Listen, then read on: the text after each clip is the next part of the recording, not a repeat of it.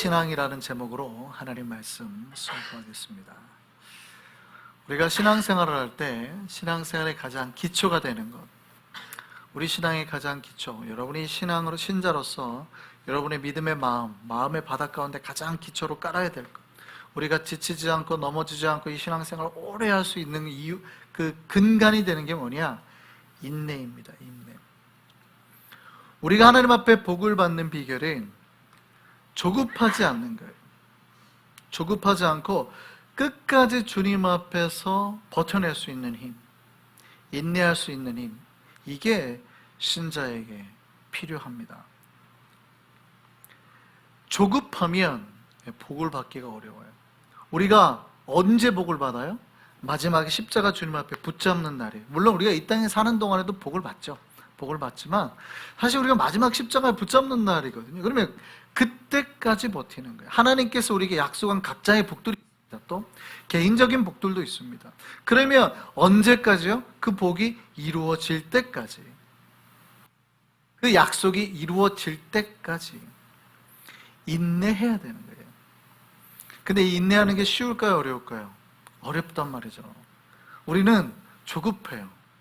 하나님께서 안 이루어주는 것 같고, 왜 안 이루어주냐고 때로는 원망하기도 하고. 사실은 하나님이 좀 약간 짓궂긴 하시는데, 성경을 보면 하나님은 우리가 기도할 때 바로 응답해 주시지 않습니다. 대부분이에요, 사실. 대부분 하나님은 우리를 우리가 인내 한계가 왔다 싶을 만큼, 아니면 그보다 더 이걸로 버틸 수 있을까 싶을 만큼 거의 우리를 코너로 몰아넣습니다. 하나님이 대부분. 그리고 이제 다 죽었다 싶을 때 마지막에 이렇게 딱 하시고. 홍해를 언제 갈라요? 애굽 군대가 뛰어와가지고 다 죽었다 싶을 때 하거든요. 미리 갈라주면 얼마나 즐겁게 넘어가겠어요. 근데 홍해를 언제 갈라요? 하필이면 애굽 군대가 올 때 갈라주거든요. 하나님은 우리가 지금 죽음의 바닥까지 코너로 몰릴 때까지 하나님 이상하게 몰아가세요. 보시거든요. 하나님 절대 신앙의 답을 쉽게 주지 않습니다. 계속 우리를 힘들게, 우리 버틸 수 없을 만큼 그 끝까지 우리를 끌고 가십니다. 믿음의 조상이라 불리는 아브라함이 있죠. 아브라함이 몇 세 때 부름을 받았습니까? 하나님 앞에. 몇 세 때 부름 받았죠? 권사님? 갑자기 75세의 부름을 받았죠. 75세의 부름을 받았어요. 그런데 그 나이면 보통 뭘 생각할 때예요? 인생의 마지막을 거의 어떻게 이제 잘 마무리할 건가를 생각할 때는. 근데 아브라함은 하나님의 그 부르심을 받고 하나님께서 새 삶을 살자 그러니까 새 삶의 도전을 시작합니다. 그리고 하나님께서 아브라함에게 약속을 주셨는데 아들을 주시겠다는 거예요. 현실을 생각하면 말도 안 되는 거죠. 아니 75세까지 자녀가 없었는데 그때 아들을 주시겠다는 약속을 하시는 거예요. 아브라함의 아내 사레도 이미 생물학적으로 가망이 없죠. 아이를 낳을 수가 없어요. 근데 주겠다 그러는 거예요.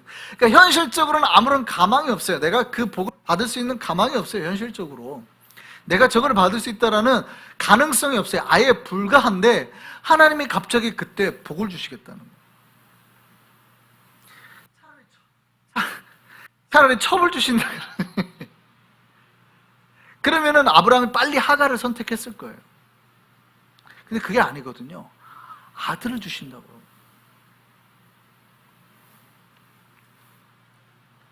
자, 그래도 우리도 하나님의 말씀에 한번 믿어보죠. 그러면 하나님 75세 우리를 불렀어요. 아들을 준다 그랬어요. 자, 얼마까지 기다려야 될까요? 여러분 몇 년 기다릴 수 있을 것 같습니까? 여러분 몇 년 기다리시겠습니까? 80세 정도가 되면 어떻게 자녀를 낳을 수 있다는 그 기대감이 높아질까요? 아니면 내가 약속을 못 받고 곧 죽을 것 같다는 생각이 들까요? 90세가 되면 하나님의 약속이 더 신실해지고 내가 더 믿음이 깊어져서 내가 반드시 아들을 낳을 거라는 확신이 들까요? 아니면 하나님이 나에게 거짓말했다라는 그런 불안감, 의심이 들까요? 여러분 나이가 들면 들수록 어떻게 돼요? 의심이 들죠. 아니, 어떻게 아들을 낳아요? 아들을 못 낳을 가능성이 훨씬 커지잖아요.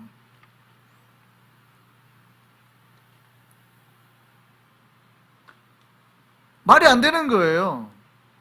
그래서 하나님 말씀에 아브라함 사례가 비웃어버립니다. 웃어버렸어요. 아들을 준다니까.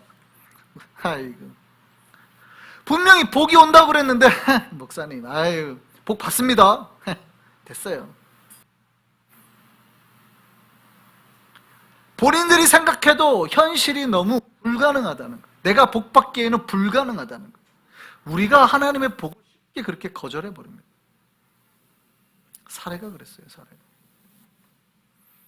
그런데 하나님께서 그 불가능을 아브라함 100세에 이루시죠. 짓궂으신 하나님입니다. 이 정도면 거의 정신적으로 고문 아닙니까? 여러분, 75세 아들을 준다는 말을 들었을 때도 가망이 없어요. 말이 안 되는 얘기예요. 그러면 최소한 80 넘기기 전에 주시던가. 90대도 말이 안 되잖아요. 아니, 김윤란 집사님이 애를 낳는다고 생각을 해보세요. 말이 안 되잖아요. 그러니까 90까지 막 이렇게 돼버리면 애를 낳을 수가 없어요. 그런데 하나님이 언제 주세요? 100세에 준단 말이에요. 이거 굉장히 인간의 입장에서는 기분 나쁜 걸 수도 있습니다. 말도 안 되는 복의 약속을 75세에 해주셔놓고 빨리 그거라면 이왕이면 빨리 해주셔야지. 100세. 여러분, 아브라함 몇 년 기다렸어요? 25년.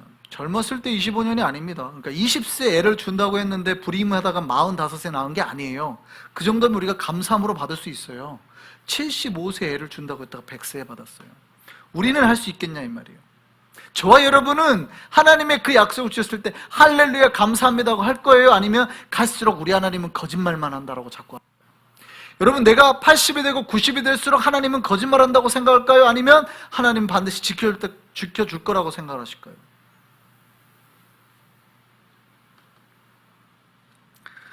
여러분, 하나님은 사실은 극도의 신앙의 끝으로 밀어붙입니다. 물론 아브라함은 끝까지 이 믿음을 붙잡죠. 하나님께서 아브라함을 좋게 여긴 게 뭐냐면 그 하나님이 하신 약속을 그냥 믿었다고 그러잖아요. 네 자손을 하늘의 별처럼 그냥 믿었다고 그러잖아요. 그 아브라함의 믿음으로 말미암아 의롭게 된 거예요. 그냥 믿었어요. 믿었더니 하나님께서 아브라함의 그 약속을 이루신 거예요. 하나님께서 신자들을 때로는 극한의 상황까지 밀어붙일 때가 있습니다. 하나님의 약속이 신실하지 않은 것 같아요. 그런 상황까지 막 몰아붙이는 거예요. 하나님 안 지켜줄 것 같은데. 그럴 때 우리 신자들이 어떻게 해야 되냐는 거예요. 이때 우리가 어떻게 해야 되냐는 거예요. 절대 섣부르게 해석해서는 안 됩니다. 따라하시죠. 섣부르게 해석하면 안 된다. 크게 따라하시죠. 섣부르게 해석해서는 우리가 하나님을 쉽게 판단하고 재면 안 돼요. 쉽게 내 생각을 가지고 하나님께서 안 해주실 것이다, 못할 것이다, 아니면 하나님께서 잊으셨다 이렇게 말하면 안 된다. 80세, 90세가 되면 충분히 그럴 수 있어요. 충분히 그럴 수 있어요. 그러나 함부로 그렇게 해석하면 안 된다는 거죠. 어떻게 해야 될까요? 잠잠해야죠. 잠잠하며 기다려야 됩니다. 주님께서 나에게 허락하신 약속을 기억하고 붙잡고 인내하면서 기다려야 돼요. 얼마나 기다려야 돼요? 아브라함은 25년 기다렸어요. 그것도 곧 언제 죽을지 모르는 25년. 그러니까 20살에 약속받고 45세가 아니라 내가 이 약속을 곧 못 받고 죽을 수 있다라는 불안감 속에. 그렇잖아요. 그 나이가 되면 언제 죽을지 모르잖아요. 그 불안감 속에서 내가 하나님의 약속을 받을 수 없을 것이다라는 그런 생각 속에서 하나님 나에게 거짓말했을 수도 있다라는 불안감 속에서 살아가는 거예요.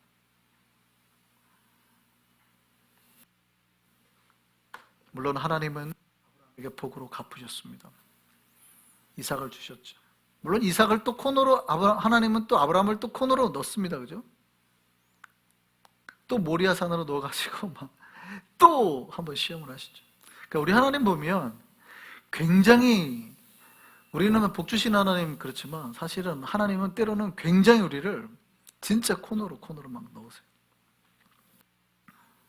신앙은 뭐냐면 인내입니다. 인내로 시작하고 인내로 버텨서 끝에는 반드시 복을 맺게 되는 것. 이게 신앙입니다. 그럼 여러분 삶에서 신앙생활을 할 때 지금 여러분이 뭘 잘하고 있냐를 지금 돌아봐야 돼요. 하나님 앞에서 내가 지금 뭘 잘하고 있나? 인내를 잘하고 있나? 내가 정말 하나님의 말씀이 의심이 되고 하나님 나에게 복 주신다는 거, 하나님께서 나에게 주신 모든 것들이 나에게 불안으로 다가올 때 정말 나는 인내하고 있는가? 확신을 가지고 이 길을 가고 있는가? 아니면 마지못해 끌려가고 있는가? 아브라함은 확신을 가지고 믿음을 가지고 갔기 때문에 복을 받은 거예요. 우리에게 그 확신의 믿음, 인내의 믿음이 있기를 소망합니다. 아멘입니까? 예. 오늘 본문에 이삭이 등장하죠. 이삭이 아브라함에게 잘 배웠습니다. 잘 배운 것 중에 하나가 인내입니다. 인내. 이삭이 아브라함에게 신앙 훈련을 잘 받았는데 아까 앞에 잠깐 말씀드렸지만 이삭이 어렸을 때, 물론 아주 어렸을 때는 아닙니다. 모리아산 올라갈 때 이제 늙으신 아버지를 대신해서 나무찜을 지고 올라가잖아요. 그러니까 꽤 젊은 나이긴 해요. 어쨌든 이때 아브라함이 이삭을 제물로 바치려고 할 때 이삭이 어떻게 했어요? 순종한 거예요. 그러니까 저는 아브라함의 신앙보다 이삭의 신앙이 더 좋다고 생각합니다. 이 등짐까지 지고 올라가고 아버지가 묶으려고 뭐 하시는 거예요? 하면 끝나요. 이 어르신이 지금 왜 이러시나? 이렇게 갑자기 이래버리면 끝나요. 근데 어떻게 해요? 그게 받쳐졌다는 상황은 뭐를 알 수 있어요? 아버지가 하는 거에 그냥 그대로 스스로 순종해서 자기를 제단에 드렸다는 거예요. 그러니까 아브라함은 아들을 죽인 거지만 이삭은 자기 스스로를 하나님 앞에 바친 거예요. 그래서 저는 이삭의 믿음이 더 대단하다고 생각합니다. 그러니까 아브라함이 이삭을 얼마나 잘 훈련시켰는지를 알 수 있어요. 이삭은 진짜 대단한 아이예요. 정말 잘 훈련시킨 거예요. 이 이삭에 하나님 복을 주시죠. 오늘 본문에 보면 그 이삭이 얼마나 신앙 훈련을 잘 받은지 나옵니다. 애굽으로 내려가지, 가뭄이 들어서 애굽으로 내려가지 말라는 말에 이삭이 순종하죠. 그게 어디에 머무냐면 광야에 머뭅니다. 광야. 거의 사막 같은 광야. 얘 애굽에 내려갔으면 거기에는 풍요로운 땅을 맞이할 거거든요. 하나님이 지금 너 거기 있지 말고 여기 있어. 내가 지금 저쪽 가면, 내가 저쪽 주 가가지고 돈을 벌면 굉장히 지금 잘 살 수 있는데 하나님께서 거기 있어 그냥 하고 딱 말씀하신 거예요. 근데 여기에 있자니 너무 힘든 거예요. 먹고 살기가 너무 힘들어요. 그래서 실제 이삭이 쫄딱 망해버리죠. 이삭은 주로 목축업을 하는데 자기 사업 기반이 다 무너져 버립니다. 그래가지고 그때 이삭이 농사를 짓죠. 자기가 평생에 한 번도 해본 적이 없는 농사를 짓습니다. 그런데 하나님께서 어떻게 했대요? 광야의 땅에서 한 번도 농사 지어본 적이 없는 사람이 농사를 지었더니 그 해에 100배의 결실을 얻었대요. 그래 이렇게 돼 있어요. 마침내 거부가 되었다. 그 전까지 이삭이 꽤나 괜찮게 잘 살던 사람이었어요. 그런데 완전 부자는 아니에요. 완전 부자는 아니에요. 성경이 이삭이 완전 부자가 된 타임, 언제로 보냐면 이때로 보는 거예요. 그때 비로소 이삭이 거부가 되었다. 창세기 26장 12절에서 13절 말씀 보시죠. 같이 읽겠습니다. 이삭이 그 땅에서 농사하여 그 해에 100배나 얻었고 여호와께서 복을 주심으로 그 사람이 창대하고 왕성하여 마침내 뭐가 돼요? 거부가 돼요. 그 전까지만 해도 괜찮게 사는 사람이었어요. 근데 사실은 한번 하나님의 약속의 말씀에 순종하다가 쫄딱 망하죠. 그래서 농사를 지은 거예요. 근데 농사를 지었는데 마침내 뭐가 돼요? 완전 거부가 돼요. 완전 부자가 돼요. 어느 정도 부자예요? 블레셋 왕보다 더 부자가 돼요. 그 한 나라의 왕보다 더 부자가 돼요. 말도 안 되게 부자가 돼요. 죽었다고 생각했는데 하나님 말씀에 순종했더니 하나님께서 부자가 되게 하시죠. 근데 문제는 지금부터 시작이 됩니다. 이삭의 갈등은 부자가 되고부터죠. 이삭이 너무 부자가 되니까 블레셋 왕이 시기를 하죠. 그리고 이삭이 쓰고 있던 우물을 다 덮어버리고요. 메워버리고 나가라. 나가라 그래가지고 이삭이 사실은 떠나게 됩니다. 네가 우리보다 더 부자니까 나가라. 그래 떠나게 됩니다. 그리고 와가지고 다시 우물을 팠는데 그 지역에 있던 사람들이 와가지고 우물을 빼앗아 버리죠. 이때 어떻게 했냐는 거예요. 이때 지금 이삭의 상황이 썩 지금 기분이 좋지 않죠. 쫓겨났단 말이에요. 물론 거기서 부자가 됐으니까 기분은 좋지만 썩 기분이 좋지 않은데 우물을 파가지고 있는데 그 지역 사람들이 와가지고 우물을 뺏어버리고 이거 우리 거야! 하고 쫓아버립니다. 이때 이삭이 어떻게 했냐는 거죠. 어떻게 했어요? 네, 그냥 조용히 그 저기를 떠났습니다. 그래서 그 우물을 빼앗긴 우물을 에색이라고 이름 지었어요. 다툼이라는 뜻이죠. 싸웠다는 뜻이에요. 그래서 가서 두 번째 우물을 팠습니다. 두 번째 이사를 해가지고 우물을 팠는데 그 사람들이 와가지고 또 여기도 자기네 거라고 그러는 거예요. 화가 났죠. 화가 나가지고 이름을 이렇게 지었어요. 신나. 신나라고 그러니까 마치 불치면 터질 것 같다는 뜻이긴 한 그런 의미일 거라고 생각하시는데 그런 뜻은 아닙니다만 이름이 비슷합니다. 대적함이라는 뜻이에요. 처음엔 다퉜는데 이번에는 좀 세게 갈등이 더 커졌다는 거예요. 그런데 어떻게 했다는 거예요? 그때도 이삭은 또 그냥 물러났다는 거예요. 싸우면 누가 이길 수 있어요? 이삭이 이길 수도 있습니다. 이삭이 지금 뭐라고요? 재벌이라고요. 이삭이 재벌이라고요. 힘이 꽤 있어요. 그 지역 사람들이 와가지고 그럴 사람들이 와가지고 괴롭힐 때 이것들하고 한번 싸울 수도 있어요. 그런데 그렇게 하지 않고 이삭은 다시 또 이사를 하죠. 그리고 세 번째 우물을 팝니다. 그랬더니 그 땅이 넓고 너무나 좋은 땅이어서 이름을 르호봇이라고 짓습니다. 르호봇의 뜻이 그거예요. 넓은 땅이다. 마침내 거기에 정착을 하게 되죠. 이게 하나님 앞에서 잘한 걸까요? 잘못한 걸까요?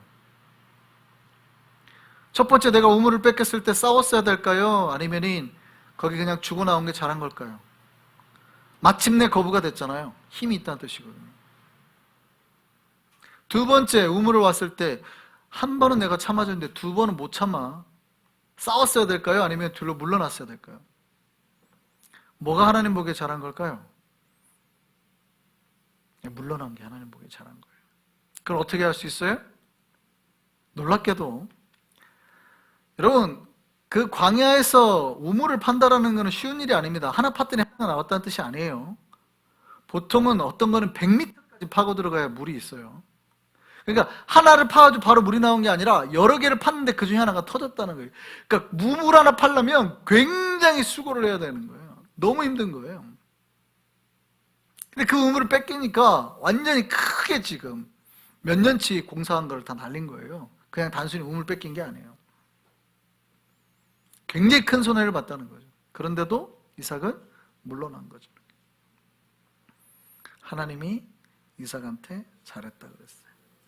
그 잘한 게 뭐냐면 그날 밤에 이삭이 그 자리에서 물러나서 세 번째 우물을 찾고 하나님 앞에서 그날 밤에 하나님께서 나타나셔서 뭐라고 말하냐면 내가 진짜 복을 너에게 줄게. 자 보세요. 우리는 거부가 된 게 진짜 복 같잖아요. 우리는 부자가 된 게 진짜 복 같잖아요. 하나님은 그게 진짜 복이 아니었어요. 그거는 테스트였어요. 네가 이렇게 돈이 있을 때 어떻게 하나 보겠다는 거였어요. 권력을 행사하는지 힘을 쓰는지 네가 보겠다는 거였어요. 근데 이삭은 그렇게 안 했다는 거죠. 그걸 가지고 다투지 않고 싸우지 않고 세 번이나 양보를 하죠. 그날 밤에 하나님이 이삭에게 나타나셔서 복을 주시는데 내가 비로소 네 아버지 아브라함에게 했던 모든 언약의 복을 너에게 주마. 지금 이삭이 한 행위가 하나님 앞에 무지 흡족했다. 창세기 26장 24절 말씀 한번 보시죠. 같이 읽겠습니다. 그 밤에 여호와께서 그에게 나타나 이르시되 나는 내 아버지 아브라함의 하나님이니 두려워하지 말라. 내 종 아브라함을 위하여 내가 너와 함께 있어 내게 복을 주어 내 자손이 번성하게 하리라 하신지라. 비로소 진짜 하나님의 복, 언약의 복, 약속의 복을 이삭이 받게 됩니다. 여러분, 이삭이 복을 받을 수 있었던 이유가 뭡니까? 인내입니다. 인내. 돈이 아니었어요. 신앙의 훈련을 아버지 앞에 잘 받았기 때문에 가능했던 거였어요. 이삭은 부자가 된 거를 복이라고 생각하지 않은 거예요. 그건 아브라함도 마찬가지고. 거부가 됐다 그랬잖아요. 완전 부자가 됐다 했잖아요. 왕보다 더 부자가 됐다 생각했잖아요. 그런데도 그게 끝이었으면 이제 마음대로 하죠. 근데 그렇게 하지 않았어요. 그게 자기의 복의 끝이 아니라 하나님의 인정이 자기의 복의 끝임을 알았어요. 하나님의 방식대로 인내하고 인내했습니다. 그랬더니 처음에는 거부로 시작했지만 결국 언약의 백성의 복이 됐죠. 그래서 이삭과 그의 자손이 복을 누리는, 시대와 역사를 넘어서는 복을 누리게 된 겁니다. 여러분, 우리도 이런 복을 누리기를 소망합니다. 네, 여러분, 거부가 되기를 바랍니다. 부자가 되십시오. 그러나 부자가 복의 끝이 아니에요. 부자는 하나의 시험이고 테스트일 수 있어요. 하나님이 여러분이 어떻게 하나님 앞에서 살아가는가를 보는 테스트일 수 있어요. 끝은 내가 하나님 앞에서 어떤 신앙의 훈련의 모습을 보이느냐죠. 신앙은 오래 참음에서, 인내에서 열매를 맺습니다. 아무리 힘들어도 주의 약속을 믿고 끝까지 인내하면 열매를 맺게 될 줄 믿습니다. 우리가 봄 되면 벼를 심죠. 묘목을 심고, 여름에 어떻게 해야 됩니까? 약도 쳐야 되고 피도 뽑아야 되고 관리를 해줘야 됩니다. 가지치기도 해줘야 되고. 근데 여름에 덥고 힘들다고 짜증난다고 버려두면, 아니면 내가 심었던 밭을, 아니면 그 논을 다 뒤집어 엎어버리면 어떻게 돼요? 가을에 열매를 맺을 수 있을까요? 없을까요? 없죠. 우리가 마지막 날에 열매를 맺으려면 이 신앙의 인내를 잘 해가야 돼요. 가끔 우리의 마음이 뒤집어질 때가 있어요. 이 신앙생활 못하겠네. 하나님 진짜 내가 의심이 가네. 그럴 때가 있어요. 그럴 때 어떻게 해야 될까요? 그럴 때는 다시금 다지는 거예요. 하나님께서 반드시 나에게 약속을 지켜주실 것이다라는 거예요. 그 인내로 나아가면 가을의 때, 추수의 때 하나님께서 반드시 열매로 복으로 갚아주시는 겁니다. 신앙의, 인내의 신앙 가운데 마지막 날에 주님으로부터 상상할 수 없는 놀라운 복과